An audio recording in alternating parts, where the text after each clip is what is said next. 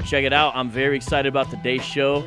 It's neat when you get to meet new people on the show, you know, a guest you've maybe followed for a while or whatever, but it's really fantastic when you get to kind of dig in the crates, as they say in hip-hop terminology. That's where you're looking for some old gems. Today we're going to dig in the crates, bring it back old school to my main man, Tony Wray of Hazakim. Hazakim is a great hip-hop group. They're signed to Lamp Mode, and they are a great example of marrying hip-hop and apologetics and doctrine and theology, specifically focusing on Old Testament fulfilled prophecy, specifically focusing on messianic-related apologetics. Really good stuff. And while we're bringing up Tony Wray of Hazakim to talk to him today, I actually just want to start off with a clip. So, J-Man, let's play a little clip to start the show.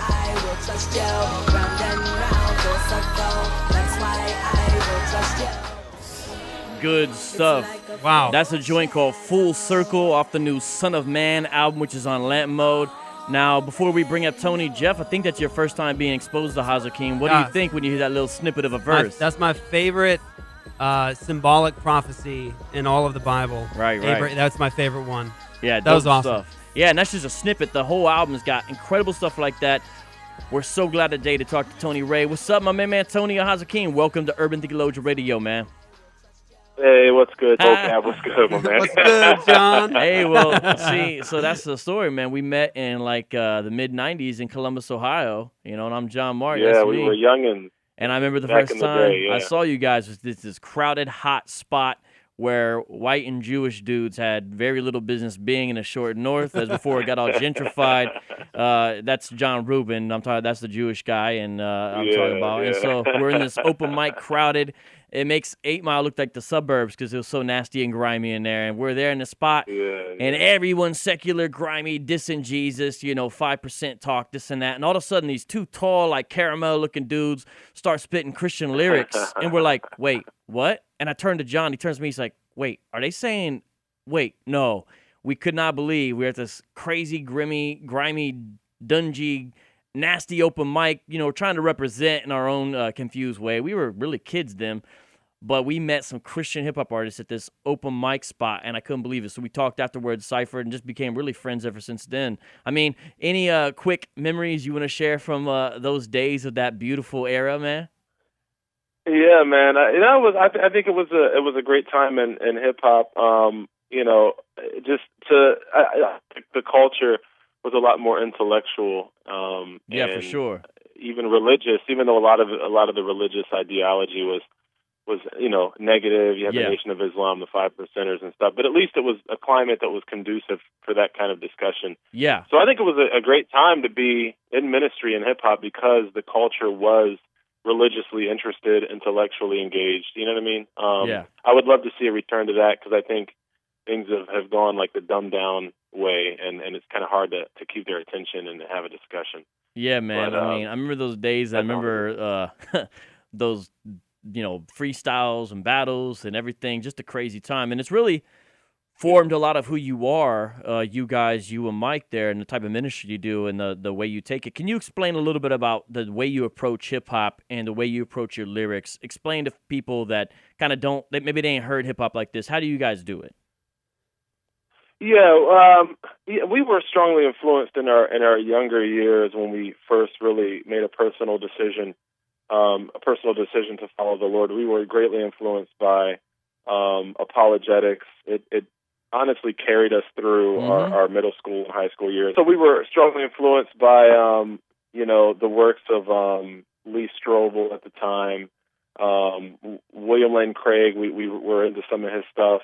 Dr. Michael Brown, and then, of course, Ken Ham from Answers in Genesis. Like a lot of that, going through high school and middle school and being challenged with different religious ideas and atheism, whatever we could get our hands on at the time, and also growing up for most of our formative years in the Messianic community, where we were engaging a lot of Orthodox rabbis and things like that. We had to be equipped to answer their contentions and their questions. Speaking of high school days, hey Tony, I don't know if you knew this, but in Columbus, I'm from the South Side. You guys are from the North. The word around the Columbus public school system, they called where you went to school, at least AIDS high. I don't know if you knew that. Yeah, you did. I know. And what they called our school Marion Franklin was maternity ward high. That was the nickname of our school. But yeah, that shows you what's up. But so you guys are partially ethnic Jewish, and so this was a key issue. So tell people how it went down for you guys. Yeah. So that was, just engaging, like at conferences. There would be anti-missionaries out in the foyer trying to engage the attendees and dissuade them from their faith, and call them to Orthodox Judaism. So we would run into these guys, and then we were part of the hip hop scene. So we'd engage the 5 Percenters and the Nation of Islam guys. So we were, always coming up against, these rebuttals to the faith. So yeah, man, we just ate up and all the apologetics we could find, and then we'd regurgitate that, for lack of a better way of putting it, into our music. At the time, like I said, hip hop was a lot more conducive to that kind of dialogue. So it was the climate of the culture where religious ideas and things like that could be. See, I mean, we would just read books. We would maybe have a conversation with an unbeliever, and then it would come out in a song. So I think the first song we wrote together, Mike and I, was called "Liar, Lunatic, Lord, or Legend." What? That's the very first song I recorded in my basement in my house. Yeah. And I'm sorry, guys. That's right. Yeah. I'm sorry. I did not know what I was doing. When I look back at the sound quality of that, I feel bad, but I promise it wasn't a personal diss. I just didn't know what I was doing. That's why it sounds the way it does as far as the sound quality. But that was an amazing song based off the idea of Jesus and who he was. Can I get access to that song? Yeah. That song is somewhere still on the internet, ain't it? Next episode. I haven't been able to find it in a while. I found a version with a lot of reverb and effects on it and delay, and it's too much to where it kind of kills it. But I haven't found that clean. Actually, that early copy, it wasn't the cleanest. No. Some of the frequencies were low, but that was good to us. It was in Vocab's basement. That's the first time I tried my hand at being an engineer, and that's why I did not continue as an engineer. But that was tight. And you know what? You guys, honestly, even though I'm into apologetics more and more these days, and you guys are as well, the idea of marrying hip hop and apologetics, I heard about it from you. You guys coined the term, to my knowledge, hip-hologetics. In fact, that was the name of your first album. Yeah. I mean, how has that been as you've progressed, and what's the reaction been to that type of ministry, slant for y'all? Yeah, it's been interesting, man. Especially again, when we came out, the cross movement was when we first started writing. They had been out for a while, but I want to say "Liar, Lunatic, Lord, or Legend" was written even before we. No, not before we heard them. It was right at the heels of their coming out into the industry. And they would do a little bit of that. It was more. I think there was a more philosophical approach. Ours was a more "Liar, Lunatic, Lord, or Legend" was a more historical approach. So, to my knowledge, and we don't go around tooting our horn about this, but I think the use of apologetics. We also had a song called "Book of Books." Oh, that's a good one on the Bible. The historical veracity of Scripture. We were the first to do it like that. And I'm not saying we need an award for that. I'm just saying we were the first to go the more historical route of apologetics and infuse it with the hip hop. And yeah, man, I mean, it's I know it's encouraged a lot of people. It's strengthened people's faith. Just to give you a couple of quick testimonies, this has been a while now, but we were in Dayton, Ohio, and a young Jewish guy comes up to us and he's like, "Hey, man, I just want to let you guys know, somebody gave me your CD. I wasn't a believer at the time, and I was into hip hop and kind of struggling with my Judaism, and your album led me to faith in Jesus, as the Messiah." We met a guy. We got an email probably about a year ago from a young man who was heavily into drugs, heavily into other sins, obviously bound by sin. And one of the songs from our album, he was on YouTube, and it came up, and he said the Holy Spirit moved upon him and convicted him, and after hearing it, he fell to his knees, accepted the Lord. Then we met a guy in Atlanta at a show we did a few months back who said he was in Australia at the time. Jehovah's Witnesses had been coming into his house. The Jehovah's Witnesses had been coming to his house, and he was going to actually join the Jehovah's Witnesses and was being led by the Watchtower into denying the deity of Jesus.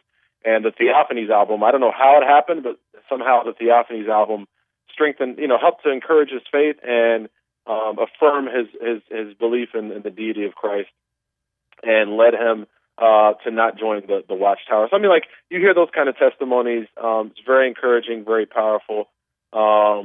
and then there's also unbelievers who respect what we do. There's a website called jewschool.com that posted theophanies and wrote an article. They strongly disagreed with our theology, but it's a well-known Jewish blog site, and they were like, you can't front on their sound. So, they were like, I don't like these guys. They thought we were theologically,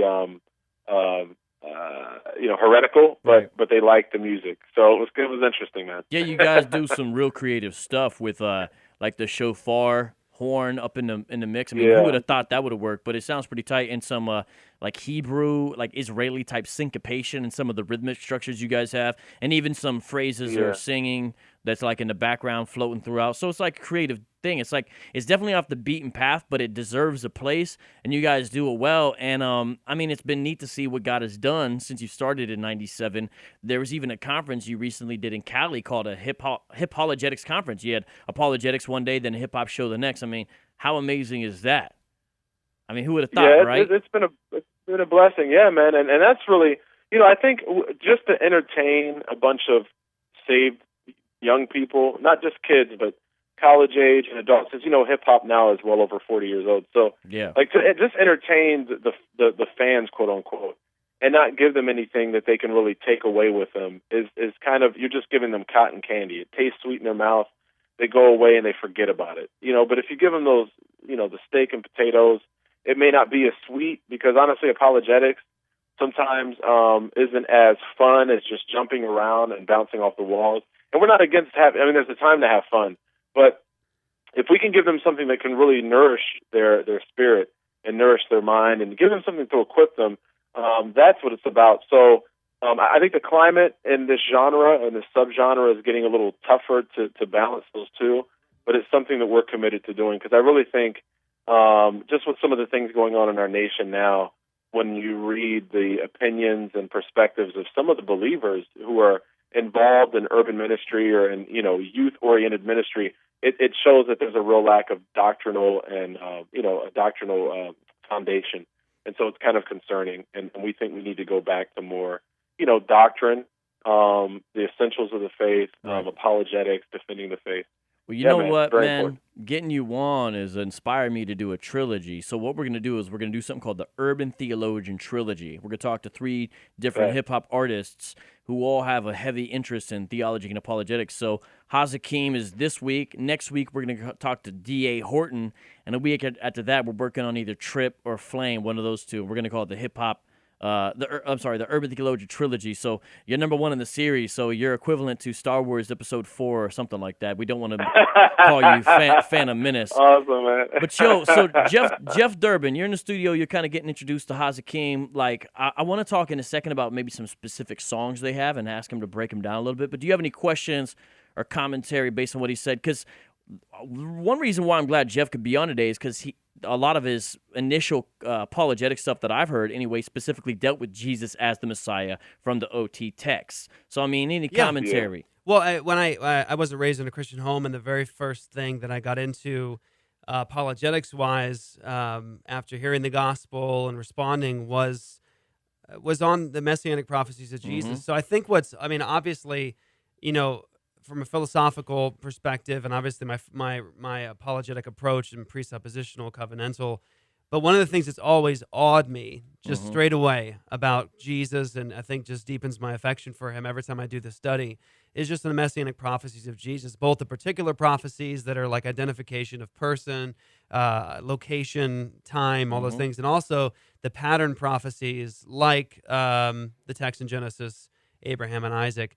And so this is awesome. We got to get you on Apologia Radio, brother. Oh, man. And I got to say something real quick. My celebrity moments are never with actors, singers, rappers. When I met Sam Shimon the first time at Legacy Conference in Chicago, it was like for me it was like meeting for other people like the equivalent of meeting a Hollywood star, right? And Jeff Durbin, I got to say, just to talk to you, brother, is an honor. I've been following your ministry for some time. Obviously we don't agree on every little jot and tittle, but on the essentials we definitely agree. And man, you're doing a great job of engaging the culture and really standing firmly on Scripture. So I really appreciate you, bro. Thank you for blessing. So this is one of those moments for me. It's like a celebrity moment for me. I'm sorry. Go ahead, man. No, it's okay. It is funny though. Sam Shamoon, man, that dude. James White calls him the Assyrian Encyclopedia. He's it's intimidating. I call him the Assyrian Hammer because he's like, even in my discussions, like, because we've developed a friendship, but in our discussions, he comes down hard, man. He's like,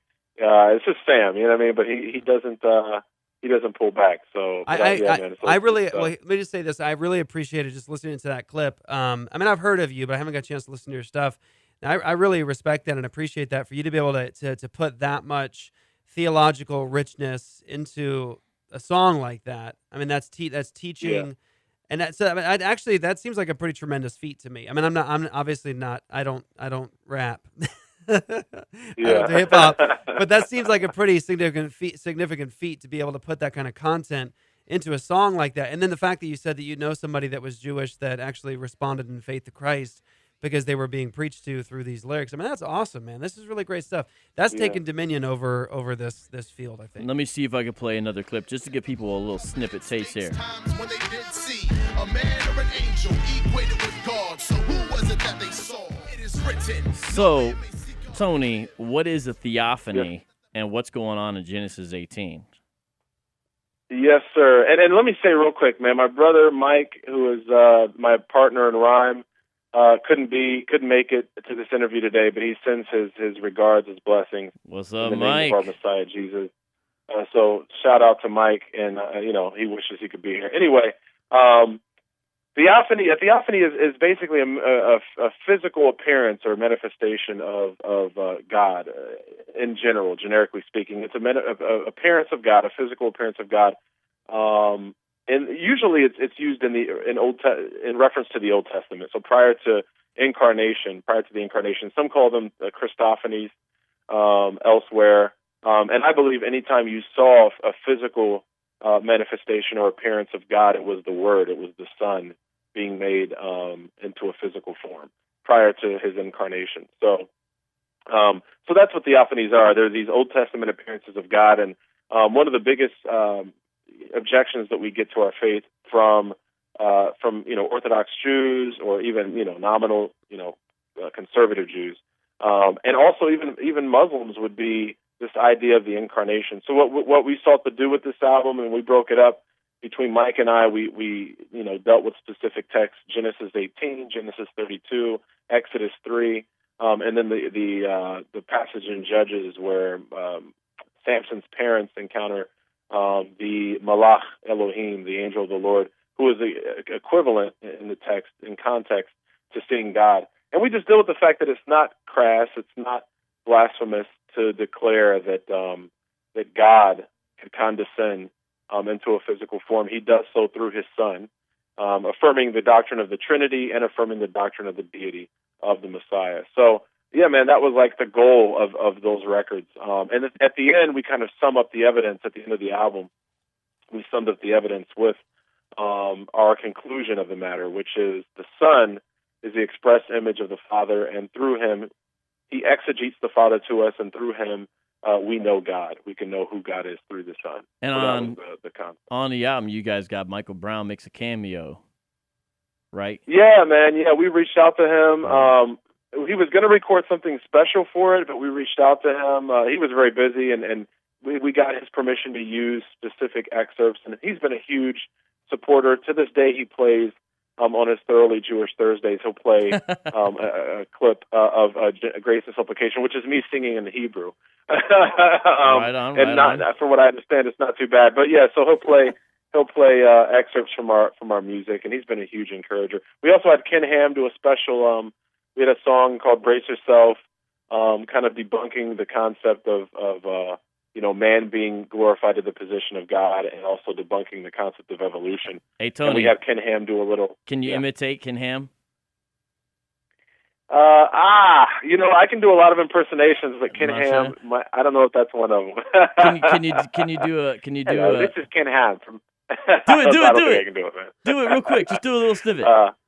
Go on. Hello, this is Canaan from Answers in Genesis. No, I gotta don't go have it, back man. to- I didn't That's work pretty on good. that one, bro. That's pretty good. Can you do a Jamaican real quick? A Jamaican dude? African dude? Yeah, you know, man. Actually, on the last song, I do Kadosh because I need a reggae song there, you know. That's good. I've been working on it. Well, I live in Florida, so we have plenty of Jamaicans. So here, you know. I remember, dude, late nights, we would sit around in this apartment on the east side and just drink soda into the wee hours of the night, listening to you do impersonations, making up freestyle rap songs. Yes, man. What's your other? Yeah. Well, what's your other impersonations? Because I know you had a grip, but I kind of forget. Man, yeah, it's been a while. Mike actually does a lot of theologians. My brother, the other ministry. Don't partner. you do an He does a lot of theologians. Don't you do an African guy? Well, sometimes? you know, now I married a South African woman. Oh, okay. Dude. So I kind of, you know, I've done it for her. I'm sorry. But yeah, I can give you a little bit of a South African accent. Tony, what you must understand, the lad is coming back for his people. You know, the lad is good. Tony. And when they say Tony, their T's are very Tony. That is very heavy T. Sorry, You know? I just wanted to end the interview throwing you a little curveball because I remember those days. Well, yo, this is Tony Wray. We're talking to him of Hazakim, and I give a shout out to my main man Mike out there in Florida. It's been great to talk to you. Thanks, Jeff, for joining us. And I encourage people to go to Lamp Mode. That's where you can find them at lampmode.com. Look up Hazakim. Pick up the album Son of Man. Great stuff. Thanks, Tony, for joining us, man. No doubt, bro. And thanks, Jeff Durbin. Yep.